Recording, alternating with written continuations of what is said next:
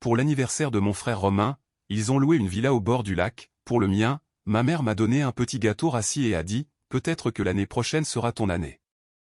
Je tremblais de colère et j'ai répondu, en fait, c'est aujourd'hui. J'ai annulé l'intégralité de leurs vacances, et au moment où je suis monté à bord de mon vol. Je tremblais physiquement, mes mains s'agitaient sous la table à manger en acajou si violemment que j'ai dû les serrer l'une contre l'autre simplement pour les maintenir immobiles. Ce n'était pas le froid. Le restaurant était parfaitement climatisé, sentant la truffe coûteuse et le steak vieilli.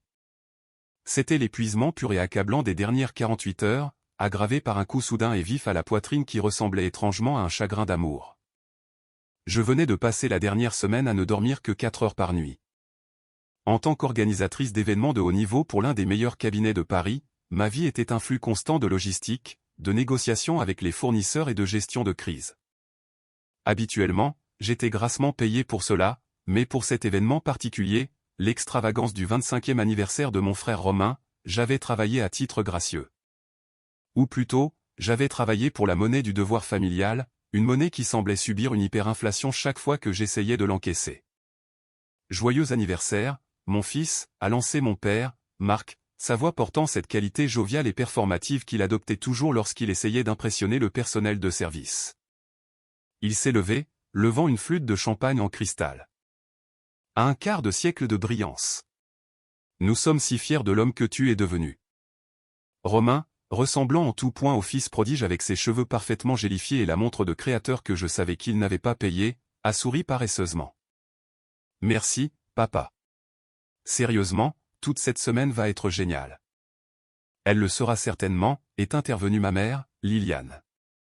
Elle s'est penchée et a serré la main de Romain, ses ongles manucurés s'enfonçant légèrement dans sa peau dans un geste d'adoration possessive. Une semaine au domaine de l'eau vive. Imaginez seulement la location du bateau, le chef privé qui vient jeudi. Tu mérites tout cela, mon chéri. Je suis restée assise là, figée. C'était aussi mon anniversaire aujourd'hui. Techniquement, l'anniversaire de Romain était hier, et le mien était aujourd'hui. Nous avions 3 ans d'écart, mais d'aussi loin que je me souvienne, nos célébrations avaient été fusionnées. Fusionner était une façon polie de dire que mon anniversaire était absorbé par le sien comme une petite lune avalée par une géante gazeuse. J'ai regardé la pile de cadeaux empilés à côté de la chaise de Romain. Il y avait l'enveloppe contenant la confirmation pour la location du véhicule tout-terrain de luxe. Il y avait la boîte pour la nouvelle console de jeu. Il y avait la brochure pour la villa du lac, une propriété qui coûtait plus cher pour une semaine que mon loyer pour 3 mois. Marc s'est éclairci la gorge, paraissant légèrement mal à l'aise alors que ses yeux vacillaient vers moi. Et bien sûr, joyeux anniversaire à notre Sylvie. La table est devenue silencieuse. Liliane ne m'a pas regardé. Elle était trop occupée à faire signe au serveur de remplir le verre de Romain. Oh, c'est vrai, a dit Romain, la bouche à moitié pleine de pain. Joyeux anniversaire, sœurette. Liliane a fouillé dans son grand sac fourre-tout. Nous ne t'avons pas oublié, Sylvie. Ne fais pas cette mine renfrognée. Mon cœur a fait un petit bond. Peut-être que j'avais tort. Peut-être que l'épuisement m'avait rendu cynique. Peut-être que, juste pour cette fois, ils avaient prévu quelque chose, une journée au spa, un dîner simple juste pour moi ou un livre attentionné. Liliane a sorti un petit récipient en plastique transparent. À l'intérieur se trouvait un seul petit gâteau. Il ne provenait pas d'une pâtisserie. Je connaissais cette nuance spécifique de glaçage rose fluo. Je connaissais le plastique légèrement transpirant. Cela provenait du rayon des promotions de la chaîne d'épicerie au coin de la rue. L'autocollant de prix avait été à moitié décollé, mais je pouvais encore voir le résidu de l'étiquette orange promotion du gérant. Elle l'a fait glisser sur la nappe blanche. Il paraissait absurde assis là, au milieu de la porcelaine fine et des verres en cristal. À côté du gâteau se trouvait une carte. J'ai ouvert l'enveloppe. C'était une carte générique, du genre que l'on achète dans une boîte de 50. À l'intérieur, dans l'écriture bouclée et pointue de Liliane, on pouvait lire « Joyeux anniversaire ». Peut-être que l'année prochaine sera ton année. Nous savons que les temps ont été durs, a dit Liliane, sa voix tombant dans un murmure de scène qui suggérait que j'étais démunie plutôt qu'une professionnelle prospère. Alors, nous avons fait simple pour toi. Nous ne voulions pas t'accabler. Simple, ai-je chuchoté. Ma voix semblait étrangère à mes propres oreilles. Oh, ne commence pas, a rétorqué Liliane, son visage se durcissant instantanément. Romain fête ses 25 ans. C'est une étape importante. Tu en as 28. Ce n'est rien, vraiment. Juste un mardi.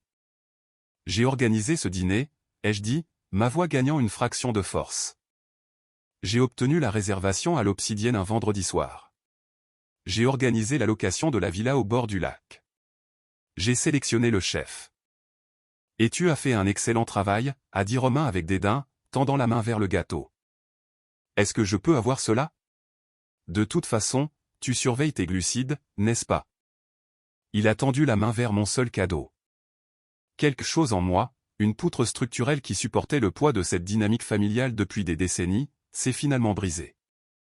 Ce ne fut pas une explosion bruyante. Ce fut le son calme et terrifiant d'un effondrement total. J'ai regardé la main de Romain planer au-dessus du récipient en plastique.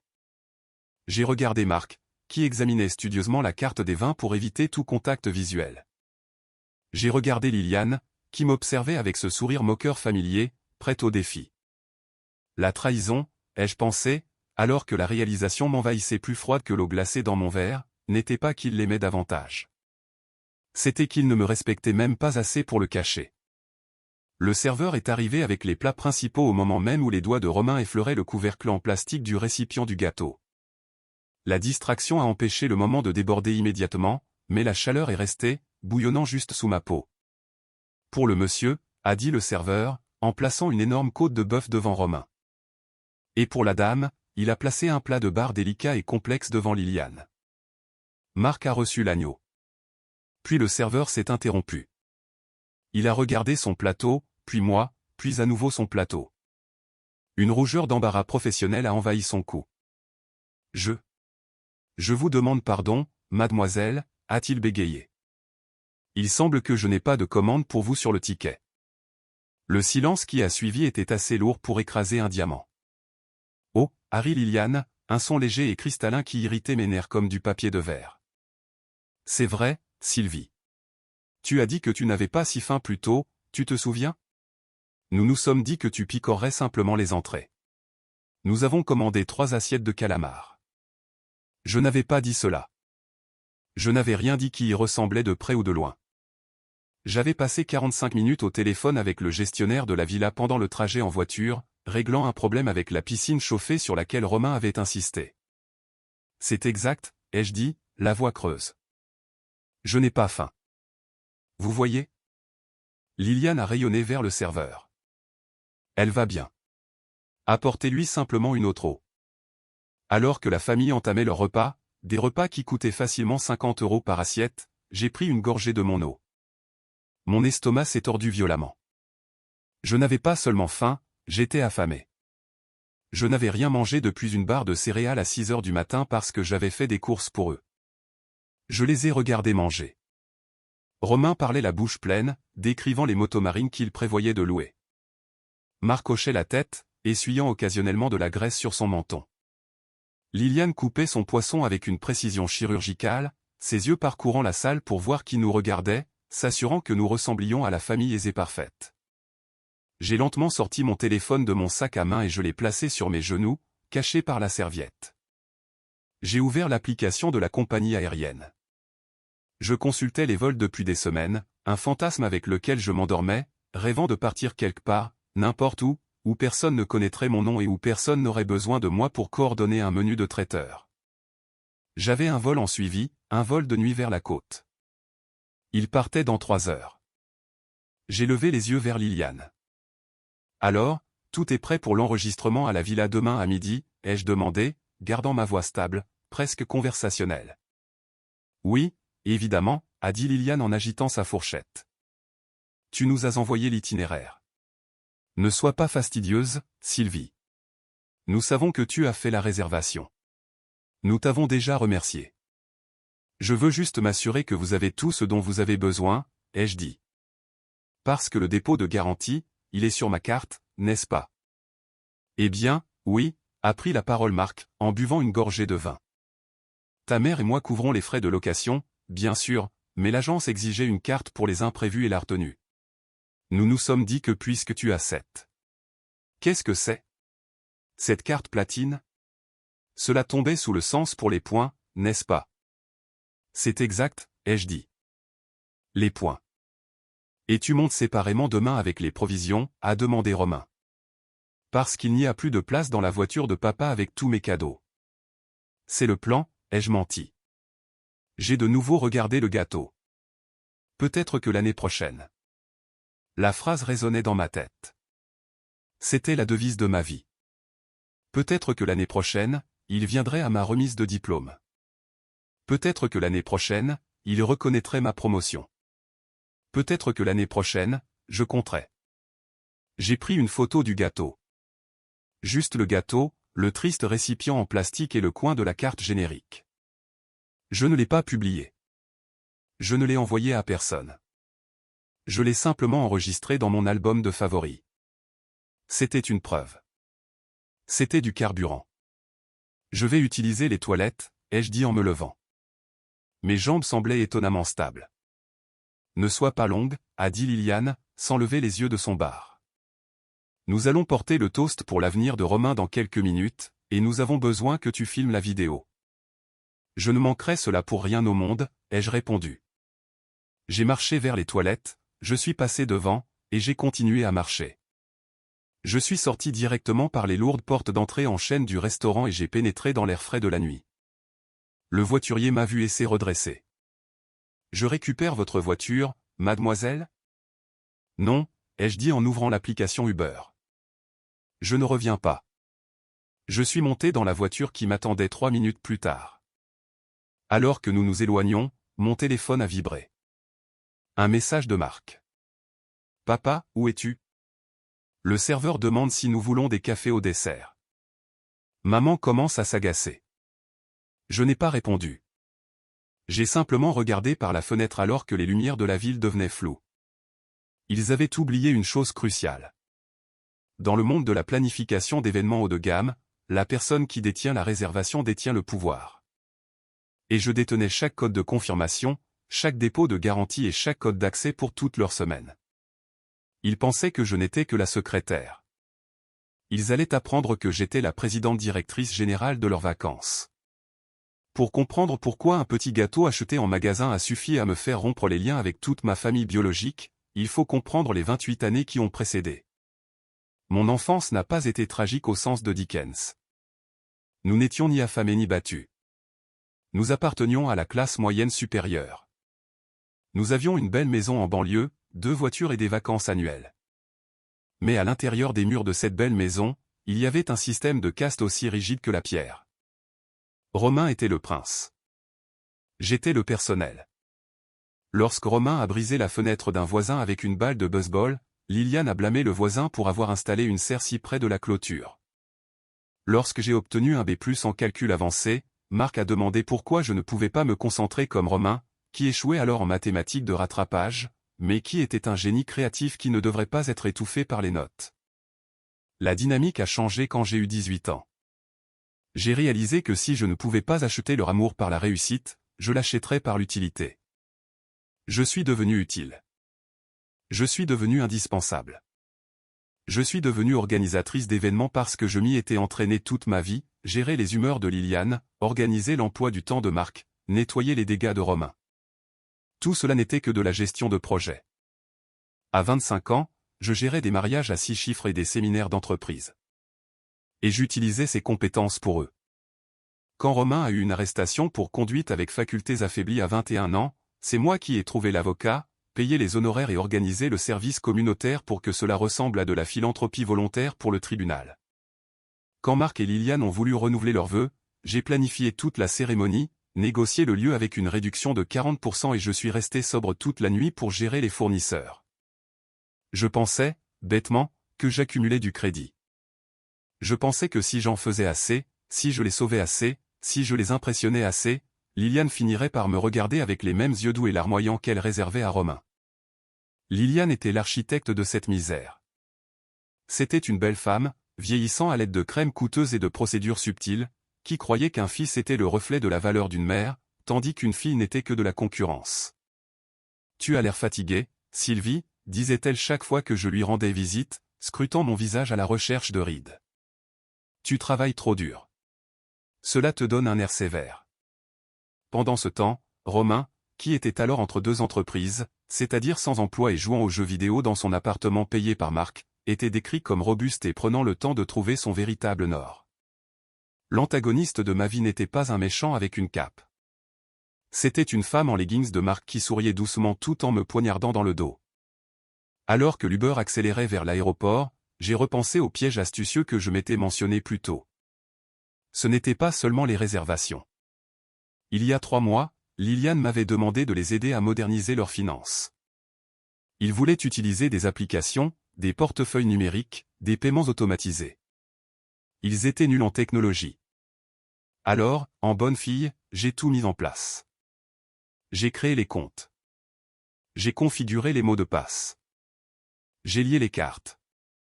Et parce qu'ils étaient paresseux, ils n'ont jamais changé les identifiants de connexion. Sylvie s'occupe du côté technique, disait Marc fièrement à ses amis de golf. C'est un génie avec l'iPhone. J'ai regardé mon téléphone.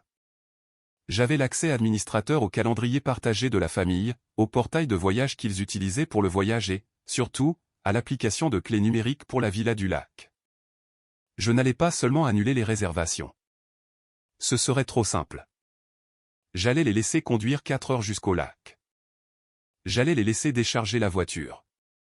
J'allais les laisser marcher jusqu'à la magnifique porte d'entrée à ossature de bois du domaine de l'eau vive avec leurs glacières pleines de bière et leurs bouées. Et puis, j'allais m'assurer que la porte ne s'ouvre pas.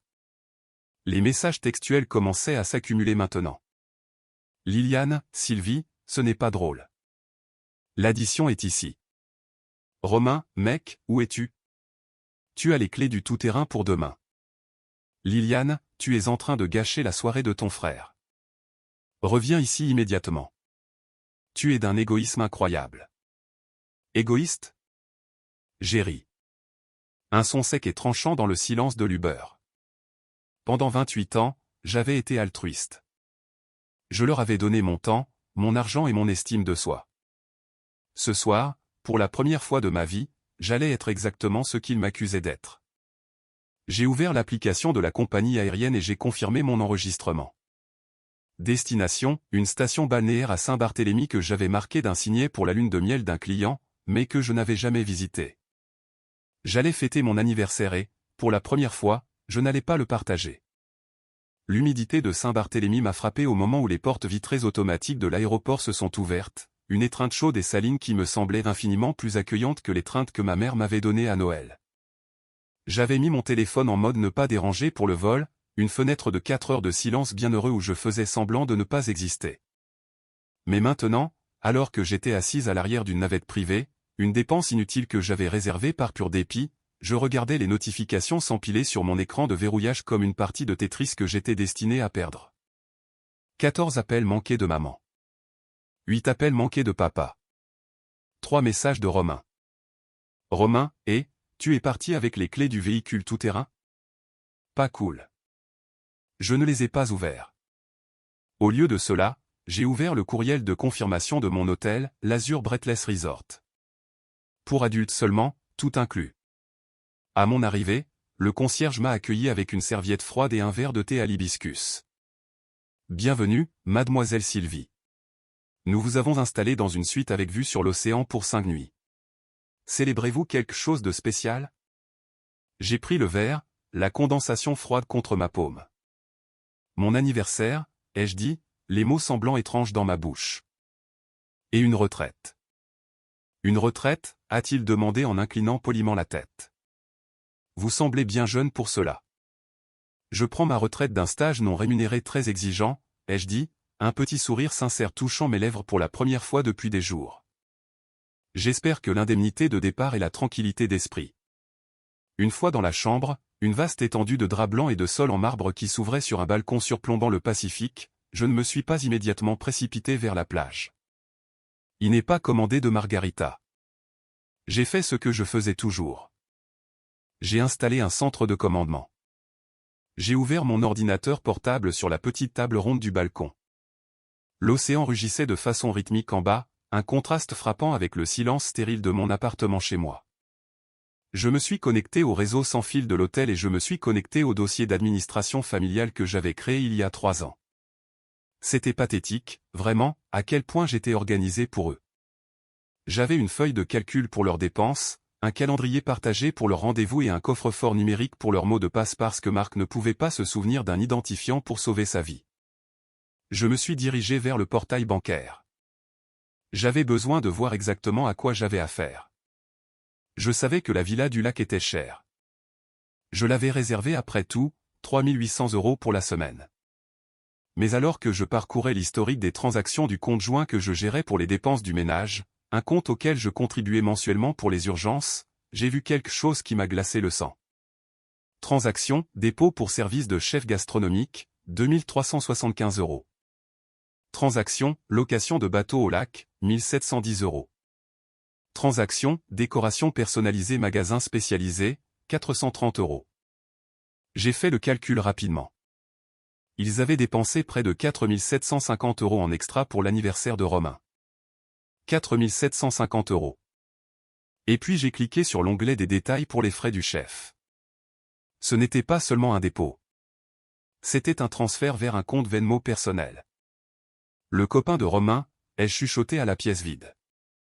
Ils ont engagé son ami. Je connaissais cet ami. Il n'était pas chef. C'était un cuisinier de chaîne dans un restaurant de hamburgers qui organisait des barbecues décents dans son jardin. Il lui payait 2375 € de l'argent de la famille, de l'argent qui était censé servir aux réparations de la maison ou aux factures médicales, pour faire griller des hamburgers pour Romain alors que j'avais reçu un petit gâteau qui coûtait moins cher qu'1 litre d'essence. La disparité n'était pas seulement insultante. C'était une faute de gestion financière. J'ai ouvert l'application de Maison Intelligente ensuite. C'était l'application qui contrôlait les serrures numériques de la propriété de location. Comme j'avais effectué la réservation sous mon profil pour obtenir la réduction de superhôte, j'étais l'administratrice principale. J'ai vu le statut, domaine de l'eau vive, porte verrouillée, code d'accès 1234 actif. Il devait arriver dans 3 heures. Il serait fatigué. Il transporterait des glacières de bière et des sacs de provisions. Il s'attendrait à ce que le code que je leur avais envoyé par message, 1234, fonctionne. J'ai supprimé le code. J'en ai créé un nouveau, une chaîne aléatoire de 6 chiffres que moi seul connaissais. Ensuite, je suis allé sur la page de gestion des réservations. J'ai vu la fonction ajouter un invité. J'ai supprimé Marc. J'ai supprimé Liliane. J'ai supprimé Romain. Techniquement, la réservation était à mon nom. Légalement, j'étais la seule personne autorisée à se trouver sur cette propriété. En les supprimant, je ne faisais pas que les enfermer dehors. Je m'assurais que s'ils essayaient de s'introduire par effraction ou d'appeler le gestionnaire de la villa, ils seraient signalés comme intrus. Mon doigt a plané au-dessus du bouton enregistrer les modifications. Toute une vie de conditionnement me criait, ne fais pas cela. C'est trop méchant. C'est ta famille. Prends simplement de la hauteur. Et puis j'ai regardé la photo sur mon téléphone, le petit gâteau rose fluo, le peut-être que l'année prochaine. Non, ai-je dit à voix haute, le mot se perdant dans la brise saline. Pas l'année prochaine. Aujourd'hui. J'ai cliqué sur enregistrer. J'ai passé les 3 heures suivantes au bord de la piscine, mon téléphone enfoui au fond de mon sac de plage. J'ai fait des longueurs jusqu'à ce que mes muscles brûlent, essayant d'évacuer la culpabilité qui tentait de s'accrocher à moi comme des bernacles. C'était une sensation étrange, se sentir coupable d'empêcher les gens de vous utiliser.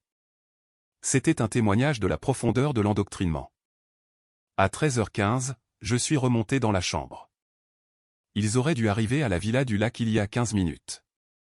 Je me suis versé un verre d'eau pétillante du minibar et je me suis assise sur le bord du lit. J'ai sorti mon téléphone. L'écran était noir. Je l'ai tapoté. Il s'est allumé avec une explosion de notifications, 52 appels manqués, 18 messages vocaux, plus de 99 messages textuels. Cela avait commencé. J'ai déverrouillé le téléphone. Les messages arrivaient si vite que l'écran buguait. Romain, le code ne fonctionne pas. Qu'est-ce que tu as fait? Liliane, Sylvie, décroche ce téléphone immédiatement. Nous sommes dans l'allée. Marc, le propriétaire dit que nos noms ne sont pas sur la liste.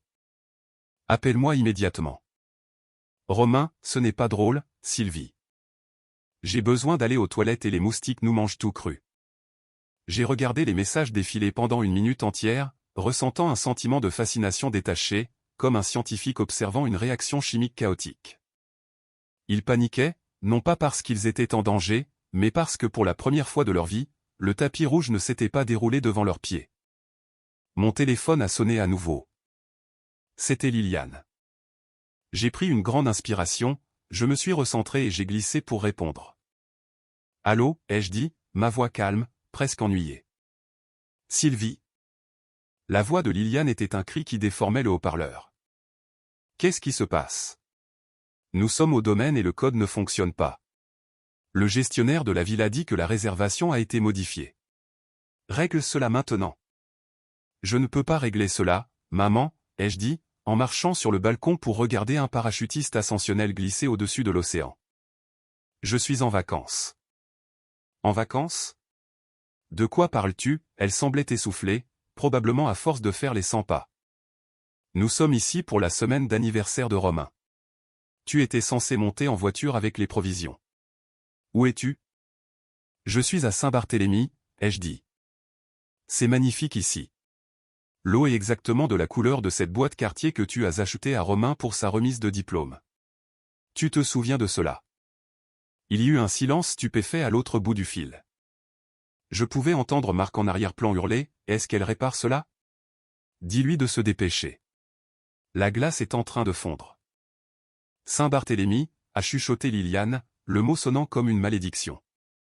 Tu es parti sans nous le dire pendant la semaine d'anniversaire de ton frère? Mon anniversaire, maman, les jeux corrigés. C'est aussi mon anniversaire. Où as-tu déjà oublié? Le petit gâteau était mémorable. Est-ce à cause de ce stupide petit gâteau? La voix de Liliane s'est durcie, passant instantanément de la confusion au mode d'attaque. Sylvie, grandis un peu. Tu as 28 ans. Tu fais un caprice comme un bambin et tu gâches un voyage à 4 750 € à cause d'un gâteau. Ce n'est pas à cause du gâteau, ai-je dit, serrant plus fort le téléphone. C'est à cause du fait que j'ai planifié ce voyage. J'ai réservé cette villa. J'ai organisé le chef. Et hier soir, tu m'as regardé dans les yeux et tu m'as dit que je ne valais pas un vrai dessert. Nous t'avons offert un dîner dans un restaurant 5 étoiles, a-t-elle crié. Vous avez nourri Romain, ai-je corrigé. Le serveur ne savait même pas que j'étais là. Et tu sais quoi? C'est très bien. J'ai l'habitude d'être invisible, alors j'ai décidé d'exaucer ton souhait. Je me suis rendu invisible. Je ne suis pas là pour réparer le code. Je n'ai pas à appeler le gestionnaire. Je n'ai pas à payer le dépôt. Tu dois nous donner le code, a sifflé Liliane. Nous avons la voiture chargée. Les amis de Romain arrivent dans 1 heure. Tu ne peux pas faire cela. La réservation est à mon nom, maman, ai-je dit froidement. Et comme je n'y séjourne pas, j'ai annulé mon accès. Le règlement stipule strictement que l'invité principal doit être présent. Si vous essayez de forcer l'entrée, l'alarme se déclenchera et la police sera appelée. Je ne peux pas empêcher cela. C'est automatisé. Espèce de petite. La voix de Romain a jailli sur la ligne. Il avait dû arracher le téléphone. Arrête d'être une psychopathe. Donne-nous le code. Mes potes arrivent. Sais-tu à quel point cela va être embarrassant? Peut-être que l'année prochaine, ai-je dit. Quoi? A demandé Romain, confus. Peut-être que l'année prochaine sera ton année, ai-je cité la carte qu'il m'avait donnée. Mais cette semaine ne l'est pas. Cette semaine est annulée. Je vais te tuer, a grogné Romain. Quand tu reviendras. Je ne menacerai pas la personne qui contrôle le forfait de téléphonie mobile de la famille, Romain, les jeux interrompus. Ni le mot de passe Netflix, ni l'identifiant d'assurance. En fait, tu devrais vérifier ton forfait de données. J'ai rétrogradé tout le monde au niveau de base ce matin. Des frais d'itinérance pourraient s'appliquer si tu essaies de trouver un hôtel. Sylvie, s'il te plaît, la voix de Marc est intervenue maintenant. Il était le négociateur, le facilitateur. Soyons raisonnables. Nous pouvons en parler. Déverrouille simplement la porte et nous t'offrirons un beau cadeau à notre retour. Un très beau. Promis. La corruption. Le dernier recours d'un homme faible. Je me suis déjà offert un cadeau, papa, ai-je dit en regardant l'océan. Et il a coûté exactement le prix de la tranquillité d'esprit qui me manque depuis 20 ans. Adieu. J'ai raccroché. Puis j'ai bloqué leur numéro, pas de façon permanente, juste pour les 24 heures suivantes. Je voulais profiter de mon coucher de soleil sans les bourdonnements. Mais alors que j'étais assise là, l'adrénaline laissant place à une fatigue tremblante, j'ai réalisé quelque chose. Ils n'avaient pas nié le coup. Ils n'avaient pas nié la disparité. Ils pensaient simplement qu'ils avaient droit à mon travail, peu importe la façon dont ils me traitaient. Et cette réalisation m'a rendue curieuse. S'ils se sentaient autorisés à disposer de mon temps, à quoi d'autre se sentaient-ils autorisés? J'ai rouvert mon ordinateur portable. Je devais examiner de plus près le compte fiduciaire familial, celui que ma grand-mère avait laissé pour les frais d'études. Je ne l'avais pas regardé depuis des années parce que j'avais fini de rembourser mes prêts étudiants moi-même. Mais Romain suivait toujours des cours. Je me suis connecté. Le solde était à 0. Le 0 me fixait comme un œil creux. Solde, 0 €. Ma grand-mère avait laissé 47 500 € dans ce fonds. Il devait être partagé, 23 750 € pour moi, 23 750 € pour Romain. Je n'avais jamais touché à ma moitié, la gardant pour une mise de fonds sur une maison un jour. Je supposais qu'elle était en sécurité. Marc était le fiduciaire, mais les conditions étaient strictes. J'ai cliqué sur l'historique des transactions. Retrait, 11 400 €. Aide aux frais de scolarité. Date, il y a 2 ans. Retrait, 7 600 €. Frais de subsistance, loyer. Date, il y a 18 mois. Retrait, 23 750 €. Capital de démarrage d'entreprise.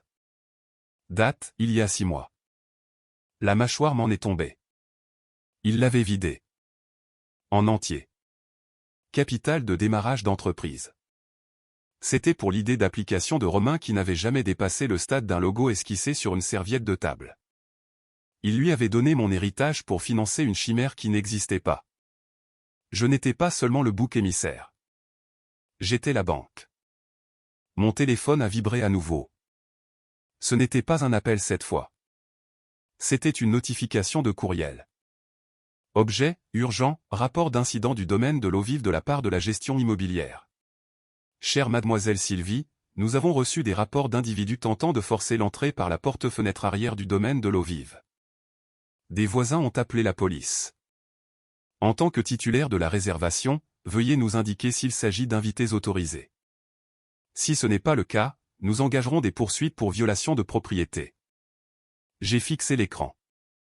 Ils essayaient réellement de s'introduire par effraction. Ils étaient si désespérés, si imbus d'eux-mêmes qu'ils risquaient l'arrestation plutôt que d'admettre leur défaite et de réserver un hôtel à bas prix. J'ai tapé ma réponse à la gestion immobilière. De la part de Sylvie, je suis actuellement à l'étranger. Personne n'est autorisé à se trouver sur la propriété. Veuillez agir selon vos protocoles de sécurité habituels. J'ai cliqué sur Envoyer. Puis je suis retourné au relevé bancaire. J'en avais besoin de plus. Si j'allais brûler ce pont, je voulais en anéantir les fondations.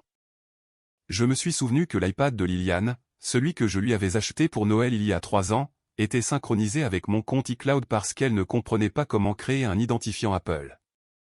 Elle l'utilisait pour tout, les recettes, Facebook et e-messages. J'ai ouvert l'application localisée sur mon ordinateur. L'iPad émettait un signal depuis un endroit sur l'autoroute, probablement une aire de repos où ils étaient en train de se regrouper. J'ai ouvert l'application de messagerie sur mon MacBook. Comme les comptes étaient liés, ces messages s'affichaient en temps réel. J'ai vu une discussion de groupe nommée Équipe Romain épinglée en haut. Je n'y figurais pas. J'ai cliqué. L'horodatage datait d'hier soir pendant le dîner. Liliane 19h14, elle porte encore cette affreuse robe grise. Elle ressemble à une bibliothécaire. Romain 19h16, assure-toi simplement qu'elle paie le pourboire. Je garde mon liquide pour le bateau. Marc 19h20, ne t'inquiète pas. J'ai dit au serveur de mettre le vin sur son compte si elle propose. Elle propose toujours. Liliane 19h45, l'idée du petit gâteau était géniale, Liliane. Elle ne s'est même pas plainte. Elle est si désespérée d'attirer l'attention qu'elle acceptera n'importe quoi. Romain 19h46, mort de rire. Peut-être que l'année prochaine. Brutal. J'adore. J'ai lu les messages 2 fois. Elle est si désespérée d'attirer l'attention qu'elle acceptera n'importe quoi. J'ai senti une larme couler sur ma joue, chaude et rapide. Ce n'était pas de la tristesse. C'était la libération physique d'une illusion que je entretenais depuis des décennies. L'illusion qu'ils m'aimaient, mais qu'ils étaient simplement maladroits pour le montrer. Ils ne m'aimaient pas.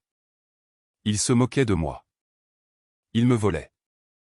Ils m'utilisaient comme une chute de plaisanterie dans une discussion de groupe nommée d'après le frère qu'ils adoraient. J'ai fait une capture d'écran de toute la conversation. Puis j'ai fait des captures d'écran des retraits bancaires montrant le vol de mon héritage. J'ai compilé tout cela dans un seul fichier PDF. Puis j'ai rédigé un nouveau message texte. Je les ai débloqués pour cet unique instant. Ah, maman, papa, Romain. Pièce jointe, la-vérité.pdf. Sylvie, je viens de voir le rapport de police de la villa. J'espère que vous avez un avocat. Vous en aurez peut-être besoin pour les accusations de violation de propriété, mais vous en aurez certainement besoin pour le détournement de mon fonds fiduciaire. Je contacte la banque et l'avocat chargé de la succession lundi pour signaler les retraits frauduleux. Profitez bien du motel. J'ai entendu dire que le petit déjeuner continental est gratuit.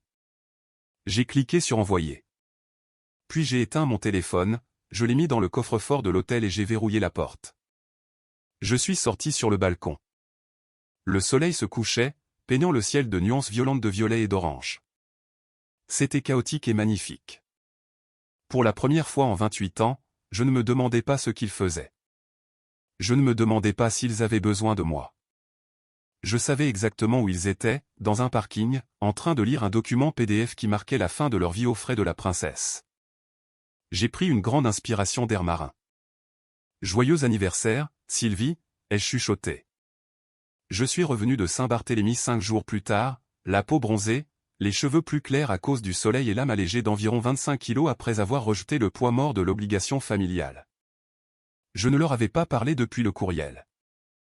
J'avais vu les appels manqués, des centaines, mais je les avais traités comme des risques de courrier indésirables. Je suis arrivé un lundi matin et je me suis rendu directement à mon bureau. Je travaillais chez Événements Prestige, un cabinet logé dans un gratte-ciel aux parois de verre en centre-ville. C'était une forteresse de professionnalisme, un endroit où les émotions étaient gérées avec des feuilles de calcul et les crises résolues avec des carnets de chèques. C'était mon sanctuaire. Ou du moins, c'était censé l'être.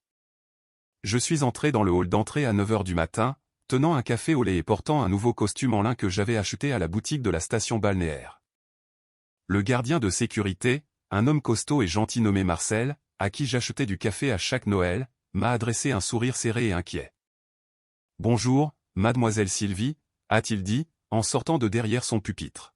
« Bon retour. Vous avez l'air reposé. »« Je le suis, Marcel », ai-je souri. « Le meilleur anniversaire de ma vie. »« Tout va bien ?» Il a changé de position.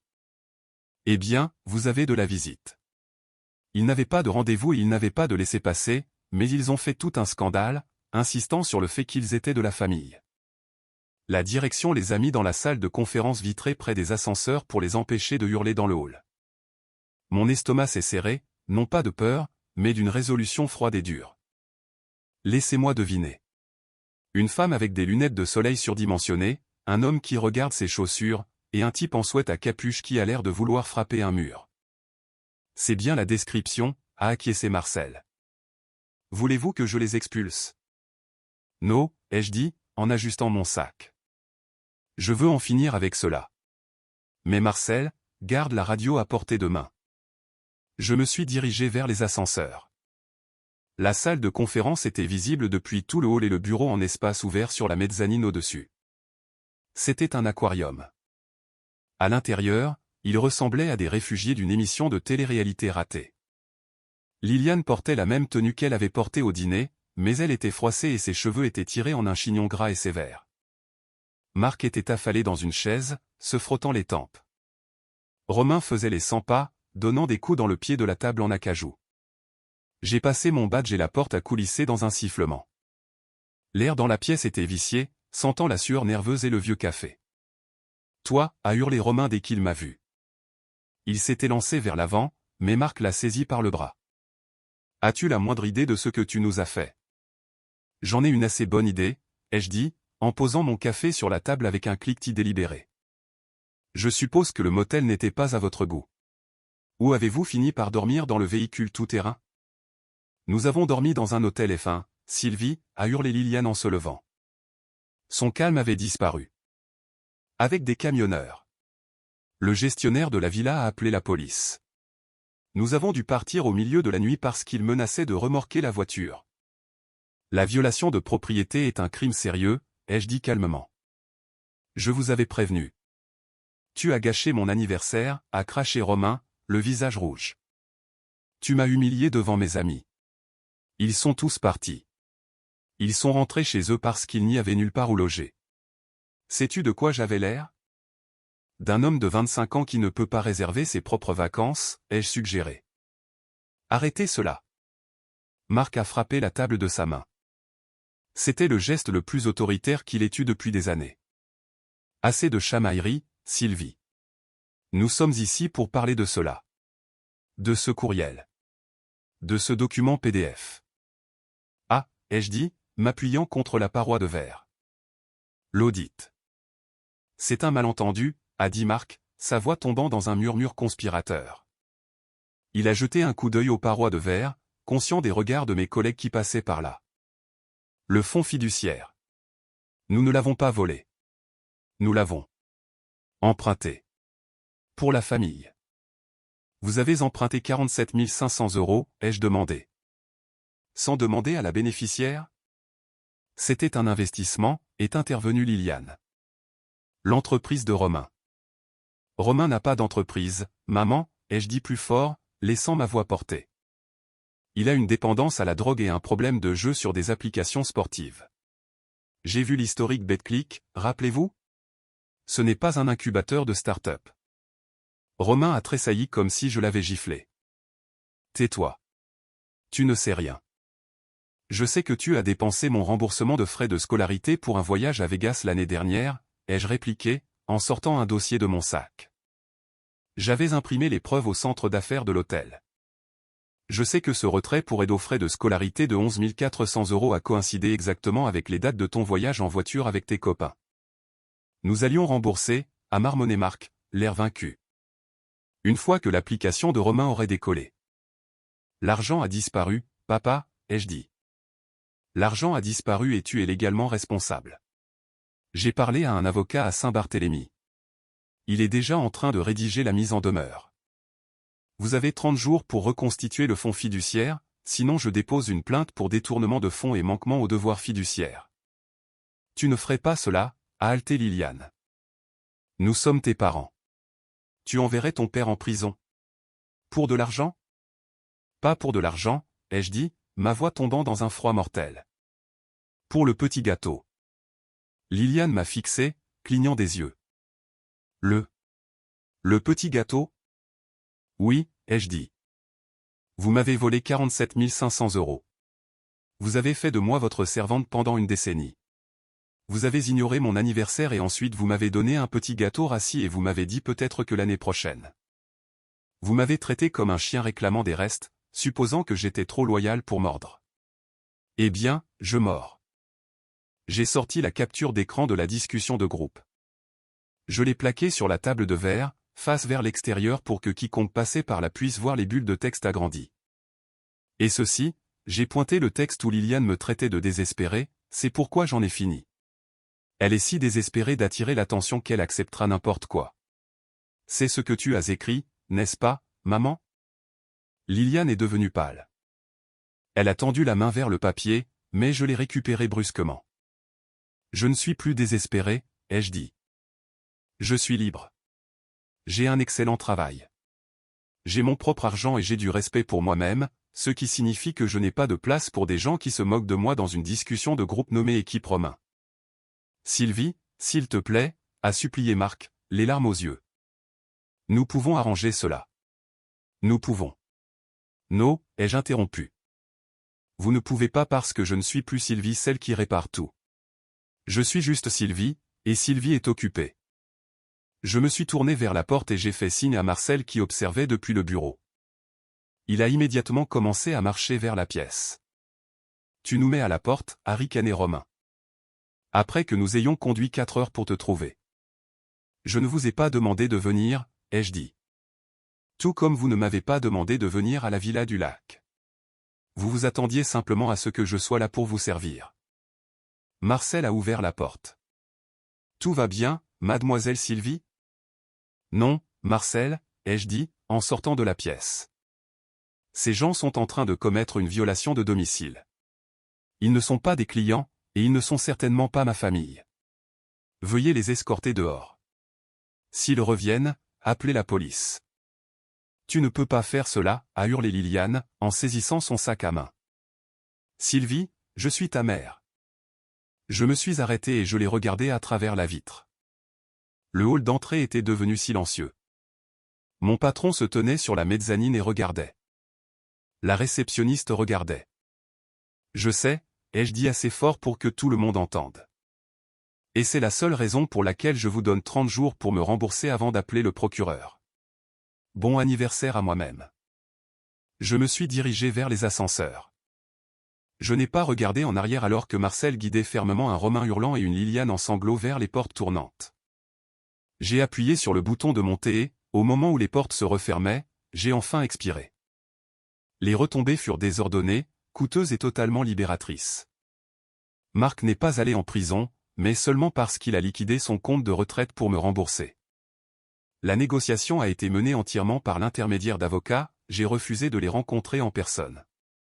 Lorsque le chèque de 47 500 € plus les intérêts est arrivé, je ne l'ai pas dépensé. Je l'ai placé sur un compte d'épargne à rendement élevé et je l'ai nommé le Fonds de la Liberté.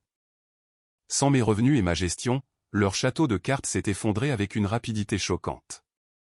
J'ai appris par un cousin, l'un des rares membres de la famille qui a pris mon parti une fois que les captures d'écran ont circulé, que Romain avait dû retourner vivre chez ses parents. L'enfant prodige dormait maintenant dans sa chambre d'enfant à 26 ans, faisant des quarts de travail dans une agence de location de voitures parce que Marc ne pouvait plus se permettre de subventionner son mode de vie. Liliane a été la plus durement touchée dans leur cercle social. Les apparences étaient tout pour elle. Quand le bruit a couru que leur fille les avait poursuivis pour détournement de fonds et avait gagné, les invitations au gala et au brunch se sont taries. Elle était devenue une paria, non pas parce qu'elle était une voleuse, mais parce qu'elle était une mère ratée qui avait perdu le contrôle de son propre récit. Quant à moi, je n'ai pas seulement survécu, j'ai prospéré. Mon patron, ayant été témoin de la confrontation dans le hall, m'a appelé dans son bureau le lendemain. Je pensais que j'allais être licencié à cause de tout ce drame. Au lieu de cela, il m'a proposé une promotion au poste de directrice des relations clients. J'ai besoin de quelqu'un qui peut gérer des négociations sous haute pression et qui n'a pas peur de fixer des limites fermes, avait-il dit. La façon dont vous avez géré cela. C'était digne d'une cadre dirigeante. J'ai passé l'année suivante à reconstruire ma vie à partir de zéro. J'ai suivi une thérapie. J'ai repris contact avec des amis que j'avais négligés parce que j'étais trop occupé à organiser les dîners de Liliane. J'ai commencé à sortir avec un homme nommé Julien, un architecte qui me demandait réellement comment s'était passée ma journée et qui écoutait la réponse. Mais le véritable test a eu lieu exactement 1 an plus tard, mon 29e anniversaire. Je me suis réveillé en m'attendant à la vieille douleur, ce membre fantôme du rejet. Mais alors que j'entrais dans la cuisine de mon nouvel appartement, un endroit que j'avais acheté avec mon propre argent, sans aucun fonds fiduciaire nécessaire, j'ai trouvé Julien debout là. Le comptoir était couvert, non pas de cadeaux coûteux ou de gestes performatifs, mais de choses attentionnées. Une édition originale d'un livre que j'aimais, une photo encadrée de nous lors d'une randonnée, et au centre, un gâteau. Ce n'était pas un petit gâteau acheté en magasin dans un récipient en plastique. C'était un gâteau au chocolat fait maison, légèrement de travers, avec un glaçage à la vanille. J'ai essayé de donner au glaçage la forme d'une fleur, a dit Julien, en se frottant la nuque d'un air penaud. Cela ressemble plus à un chou, mais je promets que c'est bon. Je me suis approché et j'ai trempé mon doigt dans le glaçage. C'était sucré, riche et authentique. C'est parfait, ai-je dit, ressentant une chaleur dans ma poitrine qui n'avait rien à voir avec la validation et tout à voir avec l'amour. Mon téléphone a vibré sur le comptoir. J'ai jeté un coup d'œil. C'était un message provenant d'un numéro bloqué. Je savais que c'était Liliane. C'était toujours Liliane les jours d'anniversaire, essayant de se réinsérer, essayant de voir si la porte était déverrouillée. Je ne l'ai pas lu. Je ne me suis pas demandé ce qu'il disait. Je n'ai pas ressenti le besoin de m'expliquer ou de discuter. J'ai simplement cliqué sur supprimer. Fais un vœu, a dit Julien, en allumant les bougies. J'ai regardé la flamme danser, vive et ardente. J'ai pensé à la jeune fille tremblante dans le restaurant, fixant un petit gâteau rose fluo. J'ai pensé à la femme debout dans la salle de conférence vitrée, exigeant sa propre valeur. Je n'ai pas besoin de faire de vœux, ai-je dit en soufflant les bougies. J'ai déjà obtenu tout ce que je voulais. J'avais ma liberté. J'avais ma justice. Et pour la première fois de ma vie, je n'attendais pas l'année prochaine. J'étais ici même, exactement là où était ma place.